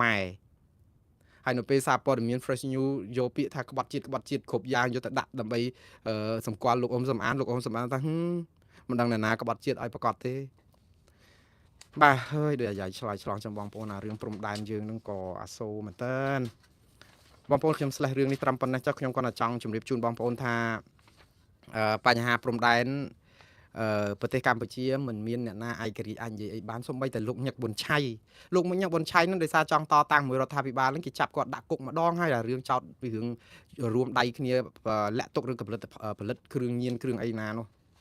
ះទៅអីណានោះចឹងទៅដោយឪពុករបស់លោកសនតារាអញ្ចឹងនៅពេលដែលមានរឿងស្អីណាទៅរឿងជួញដូរគ្រឿងញៀនឬលាក់ទុកគ្រឿងញៀនឯណានោះចឹងទៅចាប់ដាក់គុកអត់ថ្ងៃលែងចឹងទៅតែលោកញឹកប៊ុនឆៃគេលែងមកវិញលោកចេញសេចក្តីថ្លែងការណ៍ឥឡូវចេញសេចក្តីថ្លែងការណ៍ទាត់ចោលអ្វីដែលមិនមែនតែទាត់ចោលសេចក្តីថ្លែងការណ៍មុនគាត់ទេចោលសេចក្តីថ្លែងការណ៍អ្នកដែលយកសេចក្តីថ្លែងការណ៍គាត់ទៅបរិយាយបកស្រាយថែមចុះលោកចាំបាច់ថែមទៅអីលោកញឹកប៊ុនឆៃលោកគ្រាន់តែប្រាប់ថាអ្វីដែលខ្ញុំបានថ្លែងការណ៍កាលពីថ្ងៃទី25ខែវិច្ឆិកាមាន3ទំព័រសូមបងប្អូនទៅមើលអានឯកសារនឹងឡើងវិញតែប៉ុណ្្នឹងបានហើយព្រោះមានឯកសារនៅលើហ្នឹងចាំបាច់អីទៅវែងឆ្ងាយដល់លោកសំអានធ្វើអីទៀតលោកគ្រាន់តែនិយាយសង្ខេបបកស្រាយអ្វីដែលលោកថាបើគោលាក់នៅស្ដុកកក់ហើយឥឡូវហ្នឹងវាដល់ភូមិព្រៃច័ន្ទអញ្ចឹងវា2-3 គីឡូចូលដីខ្មែរតែប៉ុណ្ណឹងហើយលោកទទួលស្គាល់ថាថៃឆ្លៀនពៀនយកដីខ្មែរតាំងពីដើមមកហ្នឹងហើយដល់ពេលទៅទាត់ចោលលោកសំអានហ្នឹងបានន័យថាម៉េចទាត់ចោលសេចក្តីថ្លែងការណ៍ទាំងស្រុងអញ្ចឹងដីភូមិព្រៃច័ន្ទនិងជោគជ័យជាដីរបស់ថៃមិនបាច់តវ៉ាអីទៀតទេឬក៏យ៉ាងម៉េចខ្ញុំច្បោកច្បល់ឲ្យខ្មែរយើងស្ដាប់មកហ្នឹងច្បោកច្បល់មែនតើហើយអ្វីដែលសំខាន់គឺភូមិព្រៃច័ន្ទនិងភូមិជោគជ័យហ្នឹងគេវាស់យ៉ាងម៉េចបើម្នាក់ប្រើផែនទី1លើ200,000ថៃគេថាប្រើផែនទីលើ150,000យើងវាស់យ៉ាងម៉េចហើយប្រជាពលរដ្ឋមានមន្ទិលយើងថាបើដូចលោកសំអានអញ្ចឹងដោយលោកហ៊ុនម៉ាណែតថាបើសិនជាចង់ឲ្យច្បាស់មិនស្នើឲ្យរដ្ឋាភិបាលទៅគេមិនខ្វះក្រុមបញ្យលចង់មិនបញ្យលមកគ្រាន់តែបញ្យលប្រាប់គេថាខ្មែរប្រើផែនទីលើ1-200,000ថៃប្រើផែនទីលើ150,000វាស់លើតំបន់ព្រៃច័ន្ទនេះគឺជាលទ្ធផលនៃការវាស់ដោយប្រើផែនទីពីរខុសគ្នាតែប៉ុណ្ណឹងអស់លោកស្រាយចម្ងល់បានមិនចាំបាច់ទៅតតាំងលោកសំអានអីទេប៉ុន្តែបោកប្រជាពលរដ្ឋទាំងថៃទាំងខ្មែរ យើងនឹងច្បាស់មួយលើ200ពាន់ហ្នឹងដូចម៉ូតូគេលួចបាត់ចឹងហ៎បងប្អូនខ្ញុំមានការគ្រីមានអីចុះឈ្មោះបញ្ជីត្រឹមត្រូវក្រុមឈ្មោះរបស់ខ្ញុំអាអ្នកលួចទៅអត់ទេឈ្មោះខ្ញុំហើយលេខស្លាកលេខហ្នឹងលេខរបស់ខ្ញុំលេខម៉ាស៊ីនហ្នឹងលេខម៉ូតូពណ៌ហ្នឹងអីហ្នឹងរបស់ខ្ញុំដែរខ្ញុំមានការគ្រីខ្ញុំមានបានកម្មសិទ្ធិដែរប៉ុន្តែសំខាន់គឺគេដែលថាលួចរបស់យើងគេយកម៉ូតូយើងទៅជិះទៅទៀតហើយយើងដែលថារបស់យើងហ្នឹងគឺយើងកុំមាត់អ្នកណាថាម៉ូតូហ្នឹងបាត់ទៅគេគឺជាជនក្បត់ជាតិទាំងអស់ណាវាអកុសលចេះបាទឥឡូវអូយមកផ្ទះនេះគឺធ្ងន់ណាស់បងប្អូនវែងតែម្ដងតែធ្វើម៉េចឥឡូវខ្ញុំរកពេលឲ្យនិយាយខ្លីនឹងតែមិនបានព្រោះដោយសាររឿងខ្លះត្រូវការបកស្រាយបំភ្លឺដើម្បីឲ្យវាអស់ចិត្តបងប្អូនប្រជាពលរដ្ឋនឹងទល់ពធហើយរាល់ថ្ងៃហ្នឹងមិនដឹងស្ដាប់ព័ត៌មានខាងណាទេបងឯងមួងណារ៉េតហ្នឹងគឺគ្រាន់តែជាធម្មទានដើម្បីជួយប៉ះប៉ូវអាកន្លែងដែលខ្វះខាតនឹងទិញទួយទៅវាទៅចិត្តទៅតិចពេកខាងគណៈបកប្រជាជនគេទៅខាងគណៈបកប្រជាជនទៅខាងបកប្រឆាំងទៅខាងបកប្រចាំងទៅអាព័ត៌មានឯករាជ្យអត់មានដល់អញ្ចឹងពិបាកអាហ្នឹងជាកម្មពៀរបស់រដ្ឋាភិបាលដែរតើដោយរឿងអីចេះអីនេះបើមានសារព័ត៌មានឯករាជ្យនៅស្រុកខ្មែរលោកហ៊ុនម៉ាណែតអត់នឿយទេគេដកស្រង់ពីលោកហ៊ុនម៉ាណែតគេដកស្រង់ពីលោកអ៊ុំសំអានគេសំយោគកដាលមួយឲ្យប្រជាពលរដ្ឋស្ដាប់បានតែនេះអត់ទេឥឡូវទៅស្ដាប់មកជាហៀងស្ដាប់សខាងនោះឮទៅអញ្ចេះទៅស្ដាប់ខាងនោះឮអញ្ចោះទៅតែយ៉ាងណាខ្ញុំបានព្យាយាមរកអាកដាលនឹងមួយឲ្យបងប្អូនស្ដាប់ដែរហើយយកទៅពិចារណាកុំជឿមួងណារ៉េតស្ដាប់យកទៅគិតទៅឲ្យថាតើវាបានជាជំនួយអីគេខ្លះខ្ញុំយកតែឯកសាររបស់គាត់យកមកផ្សាយទេខ្ញុំអត់មានបានទៅពលឹះអីទេខ្ញុំនិយាយតែតាមតការពិតជាក់ស្ដែងអញ្ចឹងហើយអស់លោកយកទៅពិចារណាទៅឥឡូវចូលដល់ដំណឹងទី2ហើយចង់បានថារឿងមកកណោដោះស្រាយមិនចាញ់អ្នកកសែត MMO បាត់ផ្សារប៉ះគ្នានឹងអាជ្ញាធរដែលមានខ្លួនកំពុងអង្រួនផ្ទៃស្រុកខ្មែរឲ្យឃើញអំពីភាពអាណាធិបតេយ្យដ៏រ៉ាំរ៉ៃនៃរបៀបដឹកនាំរដ្ឋអកុសលបងប្អូនជាងមើលយើងកំពុងតែដោះស្រាយបញ្ហាព្រំដែនចាក់ស្រេះឥឡូវនៅស្រុកខ្មែរញ៉ាត់ស្រោចតម្រងញ៉ាត់ពីខាងកងរាជអាវុធហត្ថខ្ញុំថ្ងៃនេះឈឺក្បាលនឹងញ៉ាត់ហ្នឹងហ្មង42ញ៉ាត់បងប្អូនតើអស់លោកត្រូវចាញ់ញ៉ាត់ប្រមាណដើម្បីតំណាងឲ្យស្ថាប័នមួយឬក៏អស់លោកមានពេលទំនេរច្រើនម្លេះនៅក្នុងពេលដែលញ៉ាត់ស្អីក៏ដោយគឺត្រូវតែចេញគ្រប់ម្នាក់មួយអញ្ចឹងនៅក្នុងគ្រួសារមួយបើសិនជាម៉ែឪមានរឿងអីជាមួយអ្នកចិត្តខាងឧទាហរណ៍ម៉ែចាញ់មួយឪចាញ់មួយអាកូន4 10នាក់ហ្នឹងចាញ់ម្នាក់មួយស្លឹកចឹងដើម្បីតំណាងឲ្យក្រុមគ្រួសារយើងទាំងអស់ឬក៏យ៉ាងម៉េចនេះគឺជារបៀបដោះស្រាយបញ្ហាញ៉ាត់42ញ៉ាត់ចេញពីស្ថាប័នកងរាជអាវុធហត្ថប្រឆាំងទៅនឹងលោកផែងវណ្ណៈដែលជាក្រុម MO ដែលជាអ្នកកសែត MMO បាត់ផ្សារតកតងនឹងការវាយប្រហារជេរប្រមាថមន្ត្រីរាជការនិងស្ថាប័នកងរាជអាវុធហត្ថស្ដាប់លឺនេះអូខេឥឡូវមុននឹងខ្ញុំនិយាយរឿងនេះខ្ញុំនិយាយរឿងមួយហើយបងប្អូននឹងភ្ញាក់ផ្អើលក្នុងនាមខ្ញុំជាធ្លាប់មានវិជ្ជាជីវៈអាជីពជាអ្នកសារព័ត៌មានណាម៉ោងនេះគឺខ្ញុំកោតសរសើរលោកផែងវណ្ណៈមិនបានន័យថាអូចាប់ផ្ដើមចូលសងផែងវណ្ណៈខ្ញុំអត់មានអនុគ្រោះអត់ទោសឲ្យលោកផែងវណ្ណៈចំពោះភាពភ្លីភ្លើផ្ដេសផ្ដាស់របស់គាត់បាត់ផ្សារជេរមរាយកាយឪពុកខ្ញុំអាហ្នឹងគឺផាត់គ្នាអត់បានទេបើលោកផែងវណ្ណៈមិនចេញសុំទោសមនសិការខ្ញុំនឹងជេរលោកផែងវណ្ណៈនឹងនៅកត់ត្រាមួយជីវិតរបស់ខ្ញុំប៉ុន្តែខ្ញុំសរសើរភាពក្លាហានរបស់លោកផែងវណ្ណៈនៅក្នុងនាមជាអ្នកផ្សាយព័ត៌មាន MMO សោះនៅក្នុងស្រុកខ្មែរហ្នឹងធ្វើឲ្យកក្រើកផែនពណ៌សធានៃមន្ត្រីរាជការខ្មែរតាក់ទងនឹងអំពើផ្ដេសផ្ដាស់របស់រាជការនៅក្នុងរបៀបដឹកនាំបញ្ហាពុករលួយបញ្ហាអសកម្មនៅក្នុងសង្គមកន្លែងនេះមួយខ្ញុំសរសើរភាពក្លាហានរបស់លោកផែងវណ្ណៈហើយជាសារព័ត៌មាន MMO គ្មានក្របខ័ណ្ឌគ្មានអីច្បាស់លាស់សោះអាចធ្វើឲ្យកក្រើករញ្ជួយផែនពណ៌សធាស្រុកខ្មែរមិនធម្មតាទេខ្ញុំសូមសរសើរអធិពលលោកផែងវណ្ណៈនៅក្នុងការដោះស្រាយបញ្ហារឿងបញ្ហាជាតិសង្គមជាតិនៅក្នុងបញ្ហាស្រុកខ្មែរក្នុងនាមជាអ្នកសារព័ត៌មានដែលធ្លាប់ធ្វើកិច្ចការងារនេះខ្ញុំសូមសរសើរភាពក្លាហាននិងការឈឺឆ្អាលកិច្ចការសង្គមមួយចំនួនដែលគ្មាននរណាហ៊ានថាគ្មាននរណាហ៊ានធ្វើតែលោកផែងវណ្ណៈហ៊ានធ្វើអានេះគឺជាការកោតសរសើរនិងផ្ដល់តម្លៃនៅក្នុងភាពក្លាហាននិងហ៊ានចុចចំចំណុចរសើបប៉ុន្តែខ្ញុំសោកស្ដាយមែនតើដែលបុគ្គលដូចលោកផែងវណ្ណៈនេះគឺជាមនុស្សបាត់ផ្សារអសរោះខ្វះសុជីវធម៌ខ្វះសិលធម៌និយាយទៅគឺថាបាត់សង្គមណានៅក្នុងពេលដែលយើងយកគេហៅថាវេទិកា MMO របស់ខ្លួនហ្នឹងយកទៅធ្វើផ្ដេសផ្ដាស់អ្វីដែលខ្លួនធ្វើគឺជាអំពើត្រឹមត្រូវល្អសោះប៉ុន្តែអាវិធីដែលខ្លួនធ្វើហ្នឹងគឺពៀលបាត់ផ្សារហួសនិស័យមនុស្សចឹងបើថាយើងទឹកនឹងប្រេងវាដាក់អត់ចូលគ្នាទេបងប្អូនខ្ញុំសរសើរនៅការប្រឹងប្រែងខំប្រឹងរបស់គាត់ដែរដែលបងប្អូន មួយចំនួនធំតែគ្រប់ត្រគាត់នឹងប្រហែលជាយល់មិនខុសពីខ្ញុំទេគ្មានអ្នកណាហ៊ានទៅជេរបតិចរដ្ឋការរាជការខ្មែរហ៊ាននិយាយថាអ្នកនេះធ្វើនេះបចោគេបានស្រាញ់ចិត្តដោយគាត់ទេក៏ប៉ុន្តែអ្វីដែលគាត់កំពុងធ្វើនេះណាគេហៅថាអូសទូកឲ្យល្អានចាប់ត្រីបានឲ្យល្អទឹកគឺគាត់បំផ្លាញវិស័យសារព័ត៌មាននៅស្រុកខ្មែរគាត់បំផ្លាញអាភាពត្រឹមត្រូវវិជ្ជាជីវៈក្រមសីលធម៌និងសេចក្តីថ្លៃថ្នូរនៅក្នុងប្រព័ន្ធផ្សព្វផ្សាយនៅកម្ពុជាហើយគាត់បង្ហាញឲ្យឃើញអំពីរបៀបដឹកនាំរដ្ឋដ៏រញ៉េរញ៉ៃអាណាធិបតេយ្យពេញទំហឹងហេតុអីខ្ញុំនិយាយបែបនេះរបៀបដឹកនាំរដ្ឋដោះស្រាយបញ្ហារដ្ឋាភិបាលអត់អាចនឹងទៅតតាំងជាមួយនឹង MMO វាយប្រហារចោតគ្នាតវ៉ាក៏ក្រើកឥឡូវស្ថាប័នកងរាជអាវុធហត្ថមានញ៉ាត់42ញ៉ាត់តែចេញថ្កោលទោសលោកហ៊ុនលោកផៃវណ្ណៈនេះម្ដងទៀតបងប្អូនក្នុងនាមជាអ្នកសារព័ត៌មានណាបើតែខ្ញុំគ្មានអាជីពជាអ្នកសារព័ត៌មានគ្មានស្ថាប័នអីច្បាស់លាស់ប៉ុន្តែមនសិការរបស់ខ្ញុំនៅខាងលោកផៃវណ្ណៈឯនៅក្នុងពេលនេះនៅក្នុងន័យមួយដែលថាសរសើរគាត់ដែលប្រឹងបកអាក្រាតបត់អក្រិតឬក៏អំពើពុករលួយឬក៏អញ្ញែអញ្ញៃនៅក្នុងប្រព័ន្ធដឹកនាំរដ្ឋលោកហ៊ានលោកថាខ្ញុំសរសើរក៏ប៉ុន្តែរបៀបដឹកនាំរដ្ឋរបៀបអនុញ្ញាតឲ្យ MMO ដោយលោកផៃវណ្ណៈពីលាលបាត់ផ្សារបែបនេះគឺជាការបង្ហាញអំពីភាពរញ៉េរញ៉ៃអាណាធិបតេយ្យនៃរបៀបដឹកនាំរដ្ឋរបស់យើងហើយខ្ញុំមិនលើកទឹកចិត្តឲ្យទៅធ្វើទុកបុកម្នេញលោកផៃវណ្ណៈឯងក៏ប៉ុន្តែខ្ញុំជឿថាបើទុកឲ្យលោកផៃវណ្ណៈធ្វើដូច្នេះទៀតអាប្រព័ន្ធដឹកនាំរដ្ឋរបស់យើងប្រព័ន្ធរៀបចំសពថ្ងៃហ្នឹងគឺរញ៉េរញ៉ៃណាស់ហេតុអីបានជារឿងព្រៃឈើហេតុអីបានជារឿងពុករលួយរឿងស្អីអស់ហ្នឹងប្រព័ន្ធនាយកដ្ឋានប្រយុទ្ធប្រឆាំងអំពើពុករលួយនាយកដ្ឋានបរិស្ថានរុក្ខាប្រមាញ់ក្រសួងមន្ទីរតុលាការស្ថាប័នពាក់ព័ន្ធមកកណក៏ដឹកអត់អាចដោះស្រាយអីបានហេតុអីបានជាយើងមកចាំបុគ្គលម្នាក់ពីរដើម្បីអាចហ៊ាននិយាយហ៊ានថាដើម្បីបាន like ខង share ផងនឹងភាពនេះជាការពិតគាត់ឈឺឆ្អាលរឿងសង្គមមួយចំនួនលើកទឹកចិត្តឲ្យគាត់ធ្វើប៉ុន្តែរបៀបដឹកនាំរដ្ឋរបៀបអញ្ចឹងរញ៉េរញ៉ៃណាស់បងប្អូនគេមិនដែលធ្វើអញ្ចឹងទេគេមិនដែលយកសំណើពីក្រុម MMO ណាមួយមកដោះស្រាយបញ្ហាចុះបើយើងត្រូវគ្នាសុំកលុំគ្នាឧទាហរណ៍ក្នុងន័យនេះលោកផៃវណ្ណៈគាត់វាយប្រហារក្រុមកងរាជអាវុធហត្ថរហូតដល់បុគ្គលចាក់ស្ដែងមួយចំនួនរហូតដល់ស្ថាប័នទៀតហើយឥឡូវស្ថាប័នគេចេញមកស្រោចថ្កោលទោសបានប្រយោជន៍អីបងប្អូនស្ថាប័នកងរាជអាវុធហត្ថពេញផ្ទៃប្រទេសជាស្ថាប័នដែលតំណាងឲ្យជាតិមួយមកវាយប្រហារបុគ្គលម្នាក់ដែលបាត់ផ្សារបាត់សង្គម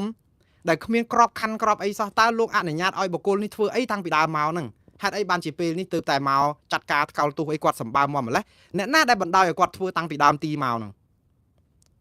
គាត់ធ្វើត្រូវហើយប៉ុន្តែខ្ញុំនៅតែសំខាន់ថាអ្វីដែលគាត់ធ្វើរឿងរាយការណ៍អំពីអំពើពុករលួយអីហ្នឹងវាជារឿងអំពើត្រឹមត្រូវប៉ុន្តែការធ្វើដូច្នេះគឺវាផ្ដល់ផលនៃអំពើពុករលួយដល់ពួក MMO នឹងវិញទៅទៀតដោយសារអីនៅពេលដែលយើងអាចស្រែកជេរបចោគេឬក៏ដូចថាដៅចំឈ្មោះអ្នកណាម្នាក់ដើម្បីឲ្យគេភ័យខ្លាចនៅក្នុងប្រព័ន្ធដឹកនាំរដ្ឋដែលអាងថាខ្លួនឯងប្រហែលជាមានការការពារណាមួយគឺជាឱកាសដើម្បីឲ្យយើងគោះលុយគេបងប្អូនខ្ញុំអត់ចោទប្រកាន់លោកផៃវណ្ណៈថាបានគោះលុយពីណាប៉ុន្តែរបៀបដែលលោកធ្វើព័ត៌មានបែបនេះគេហៅព័ត៌មាន blackmail ព័ត៌មាន blackmail ហ្នឹងគឺបានន័យថាព័ត៌មានគឺរិះគន់ឬក៏វាយប្រហារណាមួយឲ្យចំចឹងទៅនៅពេលដែលគេបាក់ស្បាតគេនឹងសោកប៉ាន់គេនឹងសោកលុយឲ្យអ្នកឯងឈប់និយាយរឿងហ្នឹងប៉ុន្តែអាបញ្ហាបំផ្លាញពុករលួយខូចជាតិគឺនៅដដែលគ្រាន់តែគាត់សុំកលុំគ្នាត្រូវរើគ្នាគាត់ស៊ីស៊ូទៅគាត់រួចខ្លួនយើងគឺខាតប្រយោជន៍ជាតិដដែលទេគឺបានប្រយោជន៍ទៅបុគ្គលសួនតួព្រោះអីវាមិនមែនជាក្របខ័ណ្ឌដោះស្រាយបញ្ហាប្រកបដោយវិជ្ជាជីវៈនិងរបៀបដឹកនាំរដ្ឋដែលមានរចនាសម្ព័ន្ធត្រឹមត្រូវទេរបៀបដឹកនាំបែបនេះគឺជារបៀបបើកឱកាសឲ្យពួកអក្រិតជននិងពួកប្រព្រឹត្តអំពើពុករលួយចូលដៃគ្នាធ្វើអីបានប្រេះប្រាស្រ័យចិត្តដោយសារអីតែធម្មតាតែពេលយើងហ៊ានគម្រាមកំហែងគេបានហើយគឺគោះហើយវា logic ខ្ញុំអត់ចោទប្រកាន់ទេវាជា logic តែគោះចឹងទៅគឺអ្នកនោះភ័យចឹងទៅខ្ចាក់លុយយើងឈប់និយាយឬក៏ឈប់ថាអីចឹងទៅ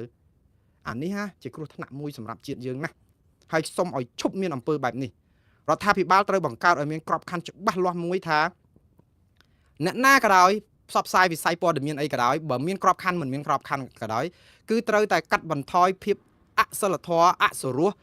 ពៀលាបាត់ផ្សារជេរបចោគេហ្នឹងគឺត្រូវតែដោះស្រាយរឿងហ្នឹងមួយហើយត្រូវបើកយន្តការមួយបើថារដ្ឋាភិបាលពិតជាចង់ដោះស្រាយបញ្ហាអំពើពុករលួយមែនឲ្យមានក្រុមបន្ទប់ស្ថានភាពក្រុមអ្នករាយការណ៍ព័ត៌មានណាមួយដើម្បីជាកញ្ចក់ឆ្លុះសង្គមហើយហ៊ាននិយាយការពិតហើយការពារគាត់ផង ខ្ញុំប្រើពាក្យថាការពារហ្នឹងគឺបានន័យថាការពារស្ថាប័នហ្នឹងឲ្យរួចផុតពីការផ្ដន់ទាទោសដើម្បីឲ្យពួកគាត់បកអាក្រាតមន្ត្រីដែលពុករលួយប៉ុន្តែបងប្អូនខ្ញុំនិយាយឲ្យថានេះគឺជាបង្ហាញភាពដឹកនាំរដ្ឋបែបរញ៉េរញ៉ៃដោយសារអីគេអត់អាចដឹកនាំរដ្ឋបែបរបៀបទៅស្ដាប់ MMO 1 2ឬក៏មានមន្ត្រីព្រៃឈើណាចុះទៅរុករកព្រៃឈើដោយខ្លួនឯងបថុយជីវិតបថុយគ្រោះថ្នាក់ខ្ញុំសរសើរវីរភាពរបស់គាត់ណាប៉ុន្តែការប្រថុយបែបនេះគឺគ្រោះថ្នាក់ណាស់ហើយគាត់បានទទួលពេលខ្លះគាត់បានទទួលការការពារពីអាជ្ញាធរដែនដីឬក៏អាជ្ញាធរថ្នាក់លើបានគាត់មានឥទ្ធិពលនៅក្នុងការធ្វើបានណាចង់និយាយថាទុកគាត់ឲ្យស្រែកជាកញ្ចែអញ្ចឹងដែរប៉ុន្តែប្រលេះមួយមិនមែនជាប្រព័ន្ធទេនេះមិនមែនជាការដឹកនាំត្រឹមត្រូវទេរចនាសម្ព័ន្ធនៃការប្រយុទ្ធប្រឆាំងនឹងការជួញដូរកាប់បំផ្លាញព្រៃឈើអំពើពុករលួយគឺត្រូវមានរចនាសម្ព័ន្ធត្រឹមត្រូវមិនមែនសុកមានមនុស្សម្នាក់ពីរនាក់ចូលព្រៃទៅហើយយើងរាយការណ៍មកចឹងទៅប្រឈមមួយអាជ្ញាធរហើយដល់ពេលអ្នកផ្សេងទៀតដូចសកម្មជនបរិស្ថានចលនាមេដាធម្មជាតិចាប់គេដាក់គុកបិទមាត់អស់ហើយហ្នឹងនេះពួកគេដែលខំប្រឹងបង្ហាញអីចឹងចាប់គេដាក់គុកដល់ពេលក្រុមមួយចំនួនទៀតរួចខ្លួនខ្ញុំមិនលើកទឹកចិត្តឲ្យចាប់ពួកគាត់ដាក់គុកទេណារួចខ្លួនហ្នឹងគឺបានន័យថាម៉េចមានអាជ្ញាធរណាគេមានខ្នងមានអីដើម្បីឲ្យយកមកឆ្កាស់ដើម្បីបកស្បែកម្នាក់ពីរហើយចុះបើសិនជាយើងត្រូវគ្នាអាជ្ញាធរអ្នកនៅពីក្រោយហ្នឹងគេប្រាប់ថាណែបកស្បែកតែមន្ត្រីថ្នាក់នេះណាកំប៉ះថ្នាក់កពូលថ្នាក់លើនេះគ្នាចាប់ផ្ដើមធ្វើតាមអ្វីដែលដើម្បីសុវត្ថិភាពដើម្បីបានខ្នងមកឯងតើមានឯណាភាពយុត្តិធម៌ឯណាដើម្បីដោះស្រាយបញ្ហាសង្គមឲ្យជាប្រព័ន្ធបាននោះវាអត់ទៅរួចទេដូច្នេះសូមឲ្យអស់លោកមើលរឿងនេះហើយទប់ស្កាត់ឈប់ឲ្យមានរឿងនឹងបែបហ្នឹងតើមិនមែនថាបង្ក្រាបគេទេបងប្អូនលើកទឹកចិត្តឲ្យមានស្ថាប័នឯករាជ្យមានអង្គការសង្គមស៊ីវិលមានទាំងរដ្ឋាភិបាលមានទាំងអ្នកសារព័ត៌មានឯករាជ្យបង្កើតជាក្រុមស្ថានភាពមួយដើម្បីជាសេនាធិការរបស់រដ្ឋាភិបាលហើយឲ្យឯករាជ្យចឹងចុះហើយដើម្បីរាយការណ៍ពីមន្ត្រីអាសកម្មចាត់ការឲ្យរកយន្តការចាត់ការត្រឹមត្រូវហើយត្រូវមានច្បាប់មានអីការពារពួកគាត់ដើម្បីរួចផុតពីការចោទប្រកាន់ធ្វើទុកបុកម្នេញពីអាជ្ញាធរនៅពេលដែលពួកគាត់រាយការណ៍ផងអានឹងបានដោះស្រាយបញ្ហាបានបើដោះស្រាយបញ្ហាបែបអស់លោកនេះដូចវែកចកហ្នឹងហើយតិចទៅឃើញទេស្ថាប័នជាតិមួយទាំងមូលចេញសេចក្តីថ្លែងការណ៍ថ្កោលទោសបុគ្គលម្នាក់ស្រស់ហើយអត់មាននរណាធ្វើអីគាត់បានទេពួកអីអស់លោកដែលចេញមកហ្នឹងគឺសុទ្ធតែមានខ្លួនដែរពួកគាត់និយាយទៅវាអាចប៉ះពាល់ដល់អាការរំលោភបំពានកាប់បំផ្លាញព្រៃឈើដល់ពេលអញ្ចឹងទៅអត់ហ៊ានចាប់គាត់ដាក់គុកឬក៏បញ្ហាអីព្រោះដោយសារអីគាត់អាចនិយាយត្រូវថាមិនបានព្រោះរឿងមកកណោក៏ដឹកហ្នឹងហើយដល់ពេលហើយអាចនឹងចាប់គាត់ឲ្យសុំទោសឬក៏ចោតប្រហារពីបទបរិហាគេអីណាតែខ្ញុំជឿថាអាការរួចផុតពីរឿងភាសាបាត់ភាសាអសិលធម៌ហ្នឹងមិនគួររួចសោះខ្ញុំនៅតែលើកទឹកចិត្តឲ្យចាត់ការបុគ្គលណាទាំងអស់តាក់ទងនឹងរឿងភាសាបាត់ភាសាខ្ញុំលើកទឹកចិត្តព័ត៌មានណាបងប្អូនខ្ញុំអត់លើកទឹកចិត្តជេរបចោទេជេរបចោមិនមែនជាសេរីភាពនៃការផ្សាយព័ត៌មានទេបងប្អូនចាច់ឲ្យដាច់ណាខ្ញុំកន្លែងនេះខ្ញុំកាន់ជើងរដ្ឋាភិបាលខ្ញុំកាន់ជើងរដ្ឋាភិបាលឲ្យចាត់ការអ្នកដែលបាត់ផ្សាផឹកស្វឹងអួតនួយកវេទិកាជេរប្រមាថបន្តិចផ្ដាសាហាច់ជេរមរាយកាយឪពុកអ្នកដទៃនៅលើប្រព័ន្ធផ្សព្វផ្សាយដែលមានអ្នកមើលនៅលើបណ្ដាញសង្គមហៅមកអប់រំកុំធ្វើទុកបុកម្នេញគាត់ហៅមកឲ្យអប់រំហើយបើគាត់មិនរៀងចាលទេគឺចាំចាត់ការវិធានការតាមផ្លូវច្បាប់ប៉ុន្តែមិនឲ្យបិទមាត់គាត់ចិត្តឈឹងទេឲ្យគាត់និយាយទៅបើគាត់និយាយរបៀបសិលធម៌សុជីវធម៌វិជ្ជាជីវៈកុំធ្វើទុកបុកម្នេញគាត់លើកទឹកចិត្តគាត់ឲ្យធ្វើបន្តទៀតប៉ុន្តែបើបាត់ផ្សារបែបបុគ្គលមួយចំនួននេះខ្ញុំថាគួរតែចាត់ការទៅព្រោះទុកក៏មិនចំណេញដកចេញក៏អត់ខាតដែរខ្ញុំសុំទោសនិយាយភាសាខ្មែរក្រហមដោយសារតែពេលខ្លះគាត់ជាទម្ងន់ណាវាជាបន្ទុកណាមិនមែនជាដំណោះស្រាយទេគាត់ធ្វើល្អបានមួយចំនួនហើយប៉ុន្តែនេះមិនមែនជាដំណោះស្រាយជាប្រព័ន្ធដើម្បីឲ្យជាតិយើងល្អទេខ្ញុំថាតើតែមានរៀបចំរចនាសម្ព័ន្ធត្រឹមត្រូវបានអាចដោះស្រាយបញ្ហាយើងជាប្រព័ន្ធបានបាទឥឡូវខ្ញុំស្លេះរឿងនេះត្រឹមប៉ុណ្ណេះហើយខ្ញុំនៅតែគិតថារបៀបដោះស្រាយបែបនេះគឺនៅជាភាពរញ៉េរញ៉ៃបង្ហាញពីភាពអនាធិបតេយ្យនៃរបៀបដឹកនាំរដ្ឋទេបើអស់លោកធ្វើបានគឺដូចខ្ញុំស្នើអញ្ចឹងរៀបចំឲ្យមានក្រមមានច្បាប់ការពារពួកគាត់ប៉ុន្តែត្រូវឲ្យរក្សាក្រមសីលធម៌វិជ្ជាជីវៈនៅក្នុងការនិយាយស្ដីដើម្បីយើងដោះស្រាយបញ្ហាមិនមែនបចោគ្នាទេបញ្ហាគឺរឿងអក្រិតកម្មព្រៃឈើពើពុករលួយភាពអសកម្មរបស់មន្ត្រីរដ្ឋាភិបាលគ្រប់ស្ថាប័នលួចជាតិលួចអីអាហ្នឹងគឺជារឿងជាតិវាមិនមែនជារឿងបុគ្គលម្នាក់ពីរនាក់ហើយដល់ពេលហើយសុំទោសឈប់និយាយហើយទៅហើយបាត់អស់លីងចាប់បាត់ល្មើសហ្នឹងទៅណាជាតិនៅតែបាត់ផលប្រយោជន៍ដដែលហ្នឹងតែយើងមិនក្បត់ជាតិទេក្នុងន័យនេះយើងក្បត់ប្រយោជន៍ជាតិរបស់យើងហើយតែយើងដោះស្រាយបញ្ហាបែបហ្នឹងឥឡូវនេះចូលដល់កម្ពុជាដកខ្លួនកីឡា8ប្រភេទមិនឲ្យចូលប្រកួត SEA Games នៅថៃថាមកពីភ័យខ្លាចគ្រោះថ្នាក់ទឹកជំនន់ខ្ញុំ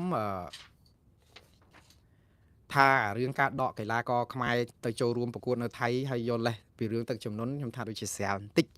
ប៉ុន្តែខ្ញុំនឹងបញ្យល់បន្តិចថាហេតុអីបានជាកម្ពុជាដកកីឡាដល់ទៅ8ប្រភេទហើយ8ប្រភេទដែលដកមានប៉ះចំកីឡាបាល់ទាត់មួយបងប្អូនហើយខ្ញុំបញ្យល់ថាហេតុអីបានជាបញ្ហានេះខ្មែរយើងកំពុងតែលឹបឡការដែលលឹបឡនេះគឺព្រោះអី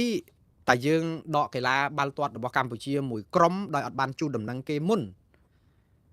ព្រោះអាកីឡា SEA Games នេះអត់បានបង្កើត3ថ្ងៃឬក៏2ថ្ងៃទេបងប្អូនគឺគេបង្កើតយូរហើយគេមានកាលវិភាគគេមានអីគេចាប់ក្រុមចាប់អីដូច្នេះក្រុមកីឡាករបាល់ទាត់ខ្មែរហ្នឹងវាច្បាស់ជាចាប់ក្រុមជាមួយក្រុមនេះក្រុមជំរុះក្រុមនេះក្រុមនោះអីអញ្ចឹងទៅហើយត្រូវណាប៉ះជាមួយណាប៉ះជាមួយណានៅពេលដែលយើងដកក្រុមកីឡាករបាល់ទាត់យើងចោលទាំងស្រុងមិនឲ្យចូលទៅរួមនៅក្នុង SEA Games ហើយដែលយកលេសថាដោយសារទឹកជំនន់នៅភាគខាងបូកនៃប្រទេសថៃនេះគឺជារឿងដែលគួរឲ្យចង់និយាយថាសុវត្ថិភាពយើងគិតតែពីកីឡាករយើងខ្ញុំយល់ក៏ប៉ុន្តែចោះកីឡាករនៃប្រទេសដទៃហេតុអីគេទៅបាន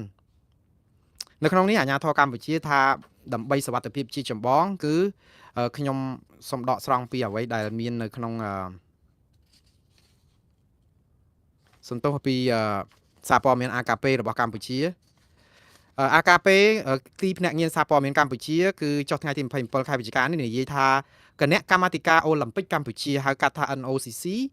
និងក្រសួងអប់រំយុវជននិងកីឡាបានប្រកាសជូនដំណឹងស្ដីពីការដកចេញមិនចូលរួមប្រកួត8ប្រភេទកីឡាក្នុងការប្រកួតកីឡា SEA Games លើកទី33នៅប្រទេសថៃពីថ្ងៃទី9ដល់ថ្ងៃទី20ខែធ្នូឆ្នាំ2025នៅក្នុងលិខិតផ្លូវការមួយចុះថ្ងៃទី26ខែវិច្ឆិកាផ្ញើជូនលោកដាតូសេរីឆៃយ៉ាប៉ាសេរីវត្តនាយកប្រតិបត្តិសហព័ន្ធកីឡាអាស៊ីអាគ្នេយ៍ឯកឧត្តមវត្តចម្រើនអគ្គលេខាធិការ NOCC របស់ខ្មែរបានបញ្ជាក់ពីការជូនដំណឹងអំពីការដកខ្លួនចេញពីប្រភេទកីឡាចំនួន8របស់កម្ពុជាក្នុងការប្រកួតកីឡា SEA Games លើកទី33នោះគណៈកម្មការជាតិអូឡ িম্প ិកកម្ពុជាសូមថ្លែងអំណរគុណលិខិតរបស់គណៈកម្មការជាតិអូឡ িম্প ិកកម្ពុជាថាអញ្ចេះការដែលមិនបញ្ជូនកីឡាឬកែសម្រួលកីឡា8ប្រភេទមិនឲ្យចូលរួមនេះគឺដោយសារតែព្រួយបារម្ភអំពីសុវត្ថិភាពសំខាន់ដែលបង្កបញ្ហាប្រឈមក្នុងការធានាសុវត្ថិភាពនិងការការពារអត្តពលិកនិងមន្ត្រីរបស់កម្ពុជាទោះបីជាមានការកាត់បន្ថយជាចាំបាច់ក៏ដោយក៏កម្ពុជានៅតែបដិញ្ញារក្សាការចូលរួមរបស់ខ្លួននៅក្នុងកីឡាដែលលក្ខខណ្ឌអនុញ្ញាតឲ្យមានការចូលរួមប្រកបដោយសុវត្ថិភាពកីឡាអីគេខ្លះដែលខ្មែរអត់ឲ្យចូលរួមបងប្អូនកីឡា8មុខដែលអត់ឲ្យចូលរួមហ្នឹងគឺទី1បាល់ទាត់គុនដាវសំទោសមិនបាល់ទាត់កីឡាដែល8ប្រភេទគឺបាល់ទាត់ត្រូវហើយបាល់ទាត់បរោះនារីយូដូការ៉ាតេបញ្ចសីល័តប៉េតង់ចម្បាប់វ៉ូស៊ូនិងសីដក់ចឹងកីឡាទាំង8មុខនេះគឺគេអត់ចូលរួមបានទេដោយសារតែរឿងទឹកជំនន់តែកីឡាដែលអាចចូលរួមបានហើយអាចមានសុវត្ថិភាពគឺនៅមាន13មុខទៀតដែលកម្ពុជាបញ្ជូនទៅដែរ21គឺដក8ចេញគឺនៅក្នុងនោះគឺត្រៀមទៅមានកីឡាហែលទឹកហែលទឹកប្រហែលជាអាចអត់គ្រោះថ្នាក់ដែរព្រោះទឹកជំនន់គាត់អាចហែលបានមកទៅអត្តពលកម្មអត់ចេះហែលទឹកហេតុអីក៏ទៅកើតអាចលងទឹកដែរហ្នឹងគុនដាវនេះក៏មិនអាចកាប់ទឹកអីដាច់ដែរបាល់ទះអាចលូតខ្ពស់ចុះឡើងអាចឈ្នះទឹកដែរកាយសម្ព័ន្ធជីជីតស៊ូកីឡាអេឡិចត្រូនិកអេឡិចត្រូនិកនេះបើសិនមានទឹករត់តែឆក់ងាប់ទៀតហើយត្រូវទុកបានត្រូវទៅឲ្យទៅដែរkickboxing taekwondo WT ជិះសេះម៉ូតូទឹកត្រូវហ្មងព្រោះអីទឹកកំពង់សបូរត្រីយ៉ាថ្លុងនិងបាល់សំទោសនឹងទាត់បាល់លើតុតាមពិតបងប្អូននេះជាលេសទេខ្មែរយើងនេះស្ទាក់ស្ទើរនឹងបញ្ជូនកីឡា SEA Games ទៅថៃតាំងតែពីមិនមែនដោយសារទឹកជំនន់ទេគឺដោយសារអត់ទុកចិត្តថៃព្រោះអីធ្លាប់លឺហើយថាអូបញ្ជូនអីហ្នឹងតាហ៊ានខ្មែរ18នាក់គេអត់ទាន់ដោះលែងផងចុះបើគេចាប់កីឡាករយើងដាក់ទៀតទៅម៉េចលេសនេះណាកាលមុនខ្ញុំលឺសូព័ត៌មានបែបនេះរកផែលបងប្អូននៅពេលដែលមានកីឡា SEA Games ណាកីឡា SEA Games គឺជាការរៀបចំប្រចាំឆ្នាំ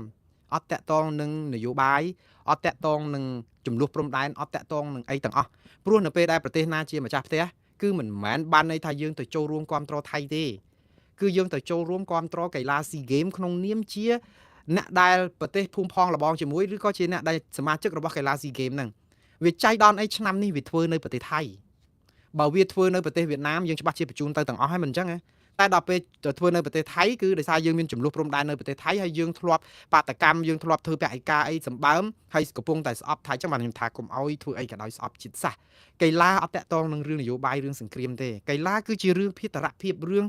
តំណាក់តំណងប្រជាជននិងប្រជាជនកីឡាករនិងកីឡាករអត់មានតាក់ទងនឹងនយោបាយអីទាំងអស់ហើយខ្ញុំដឹងថាពីមុនមកហ្នឹងគឺមានការស្ទាក់ស្ទើររារែកសឹងថាមិនចង់ឲ្យទៅចូលរួមទេដោយសារតែភ័យខ្លាចគេអឺមិនឲ្យយើងមកវិញឬក៏មិនទុកចិត្តសុវត្ថិភាពម្ចាស់ផ្ទះកីឡា SEA Games នេះមិនមែនមានតែកម្ពុជាទេបងប្អូនគឺមានពីគ្រប់ប្រទេសនៅតំបន់អាស៊ីអាគ្នេយ៍នេះ10ប្រទេសដូច្នេះមានរឿងអីដែលពិបាកតែយើងនៅពេលដែលយើងយកពាក្យទឹកជំនន់វាដូចជាសំហេតុសំផលដែរថាមានទឹកជំនន់ចុះប៉ុន្តែហេតុអីបានជាកីឡា13ប្រភេទទៀតអាចចូលទៅរួមទៅបានយើងថាកីឡាជិះទឹកលើទឹកទៅបានហើយទឹកជន់ប៉ុណ្ណាក៏វាមិនលងហែលទឹកអីទៅបានចុះកីឡា13មុខមានខ្លះទៀតអីគ្រាន់តែកាប់ដាវអីហ្នឹងទៅបានដែរអត់ខ្លាចលងទឹកស្លាប់ទេចាហត់ស្អីហើយទៅយកបាល់ទាត់មិនឲ្យចូលរួមទៅយកស្អីខ្ញុំថាអ្វីដែលសំខាន់បំផុតអារឿងអត់ឲ្យបាល់ទាត់ចូលរួមនេះគឺយើងធ្វើឲ្យ SEA Games ហ្នឹងពិបាកក្នុងការរៀបចំក្រុមប្រកួតជំរុះអីហ្នឹងពិបាកណាស់ហើយខ្ញុំថាបើយកល្អកុំឲ្យទៅទាំងអស់តែម្ដងឲ្យស្រួលប្រាប់ថាអត់ទៅបានតែម្ដងដោយសារតែបញ្ហាតែអាគ្រោះទឹកជំនន់ហ្នឹងដែលយើងយកលេសអញ្ចឹងពិបាកទៀតចុះបើយើងម៉ូតូទឹកអីវិញទឹកច្រើនខាញ់ស្រួលតិចវាពិបាកមែនតើណាបងប្អូនដូចអញ្ចឹងស្ទាក់ស្ទើរអញ្ចឹងទៅយើងបញ្ជូនបានតែ13យើងទុក8ហើយនៅលើគោកដល់អញ្ចឹងទៅខ្ញុំថារឿងនេះណាយើងធ្វើឲ្យតំណែងតំណងកម្ពុជាថៃហ្នឹងវាអត់មានពេលត្រូវរើគ្នាទេយើងវានៅតែរកម្មរកុសដោយសារតែយើងយកអានយោបាយមកកាយចូលក្នុងកីឡាអីដែរហើយអាកីឡាហ្នឹងគ្រាន់តែពឹបភ្លាមហ្នឹងគឺយើងគុណខ្មែរហ្នឹងហាមអត់ឲ្យគុណមួយថៃអីចូលមកប្រកួតនៅលើសង្វៀនឬក៏លើទូរទស្សន៍ខ្មែរអីបាត់ទៅហើយទៀតហ្នឹងដូចថាយើងចាប់ផ្ដើមយកបញ្ហាដែលមកហ្នឹងគឺថាបើឆេះព្រៃមកកន្លែងហ្នឹងគឺយើងដុតឲ្យឆេះកន្លែងណាផ្សេងទៀតអស់ជុំមួយសាហ្នឹងដុតឲ្យឆេះទ្រុលតែម្ដងអត់មានក្រុមប្រឹងជួយផលិតជួយអីណាសោកស្ដាយមែនតើប៉ុន្តែហើយអាហ្នឹងជាការសម្រេចរបស់គេទេបងប្អូនគ្រាន់តែខ្ញុំជូនដំណឹងបងប្អូនតែប៉ុណ្ណឹងចុងក្រោយយោធាថៃភ័យខ្លាចការវាយប្រហារពីទាហានខ្មែរក្នុងខែទឹកជន់លោកឯងលោកខ្ញុំឮបងប្អូនយើងតាមបណ្ដាញសង្គម Facebook ហ្នឹងនិយាយមកខ្ញុំពេលខ្លះខ្ញុំចង់ទៅសើចអាពេលថៃគេកំពុងតែវេទនាចង់ងាប់យើងនឹងទៅបច្ចេដាក់បដាសាគេឲ្យលងទឹកខ្សែភ្លើងឆក់ស្លាប់អីឡាក់នឹងឡាក់ខ្ញុំថាវាអសិលធម៌ឥឡូវមានក្រុមណានោះឃើញតនឱកាសល្អអញ្ចឹងអ្នកវាយថៃបានណាទាហានយើងសម្រុកវាយថៃពងទុនដៃព្រោះអីកំពុងគ្រោះទឹកជំនន់អើយវាយ៉ាងម៉េចយ៉ាវាយថៃបានហើយគ្រោះទឹកចំនួនតែបើយើងដកថយយើងអត់ធ្មត់ទៅវាយថៃអីតើឥឡូវថៃគេការពារខ្លួនដែរយោធាថៃថៃស៊ូវ៉ារីអ្នកនាំពាក្យគាត់ហ្នឹងអត់ដឹងមិនដែរថ្ងៃហ្នឹងចេញសេចក្តីថ្លែងការណ៍ថៃថាទោះបីជាថៃមានគ្រោះទឹកចំនួនយោធាថៃកំពុងតែត្រៀមខ្លួនដើម្បីរងទប់ទល់ការវាយប្រហារឆ្មក់ណាមួយរបស់ទាហានខ្មែរលោកវិនថៃស៊ូវ៉ារីហើយសូមចំណាយកម្លាំងទ័ពទៅជួយសង្គ្រោះស្រង់ទឹកជួយបោះស្បៀងអាហារដល់ប្រជាពលរដ្ឋថៃដែលកំពុងតែលងទៅខ្ញុំជឿថាជាទង្វើគុណធម៌ថ្លៃថ្នូរហើយកុំទៅខ្វល់រឿងខ្មែរទៅវាយស្អីសូម្បីតែអត់ទឹកជន់នឹងខ្មែរដកថយមកអស់ហើយទៅវាយស្អីទៀតខ្មែរអត់ធ្មត់ខ្មែរគោរពអីណាស់តែយើងសម្ឲ្យក្នុងខោតាចឹងកុំទៅខ្លាចភ័យអីផ្អើលមានខ្លួនអីមិនអីទេតែគាត់ថានេះជាវិធីស្អំចិត្តរបស់យោធាថៃនឹងគេថាគេយោធាគេត្រៀមខ្លួនជានិច្ចបើសិនជាមានការវាយប្រហារណាមួយពីកម្ពុជាដោយប្រការណាមួយចេះតាមានហើយទៅវាយប្រហារស្អីអូខេឥឡូវចង់បញ្ចប់បងប្អូនចលនាមេដាធម្មជាតិធ្វើយុទ្ធនាការអន្តរជាតិទាមទារដោះលែងអ្នកជាប់ឃុំដែលជាសហការីរបស់ខ្លួនអើយបងប្អូនហើយចលនាមេដាធម្មជាតិអ្នកដែលជួយបរិស្ថាននឹងគឺយកគ្នាដាក់គុកដាក់ច្បាប់5នាក់ហ្នឹងគឺគ្មានថ្ងៃបានដោះលែងទេឥឡូវនេះគឺពួកគាត់បានសហការគ្នាជាមួយអង្គការលើកលែងទោសអន្តរជាតិ Amnesty International ធ្វើយុទ្ធនាការមួយគឺដើម្បីឲ្យអន្តរជាតិជួយឆ្អាលក្នុងការតស៊ូមតិទាមទារឲ្យដោះលែង5នាក់បាននៅក្នុងនោះគឺមានភួនកែវរស្មីលីចន្ទរាវុធមានលៀងហ៊ីមានដងធានិងមានថនរដ្ឋាដូច្នេះពួកគាត់កំពុងជាប់ពន្ធនាគារហើយសាររបស់ចលនាមេដាធម្មជាតិនិយាយចេះថារយៈពេលជាង1ឆ្នាំហើយដែលមិត្តទាំង5របស់យើងត្រូវបានកាត់ទោសឲ្យជាប់ពន្ធនាគារដោយតុលាការមហាយុត្តិធម៌នៃប្រជាណាចក្រកម្ពុជាក៏ព្រោះតែពួកគេខិតខំប្រឹងប្រែងការពារធនធានធម្មជាតិនិងគាំពៀសិទ្ធិរបស់សហគមន៍យើងមិនដែលភ្លេចសោះឡើយអំពីភាពអយុត្តិធម៌មួយនេះហើយនឹងប្រមូលភស្តុតាងឬក៏បន្តប្រមូលសម្លេងគាំទ្រដើម្បីទាមទារឲ្យពួកគេមានសេរីភាពឡើងវិញឆ្នាំនេះចលនាមេដាធម្មជាតិជាប់យុទ្ធនាការរបស់ Amnesty International ដែលមានឈ្មោះថា Right for Rights Campaign យើងជាមួយអង្គការ Amnesty International France បារាំង Climate Activist និងបណ្ដាញនៅបារាំងក៏ដូចជាបងប្អូនប្រជាពលរដ្ឋខ្មែរនៅបារាំងបានធ្វើពិធីអុជទៀននៅឯទីក្រុងប៉ារីដើម្បីសេរីភាពរបស់សកម្មជនទាំង5របស់យើង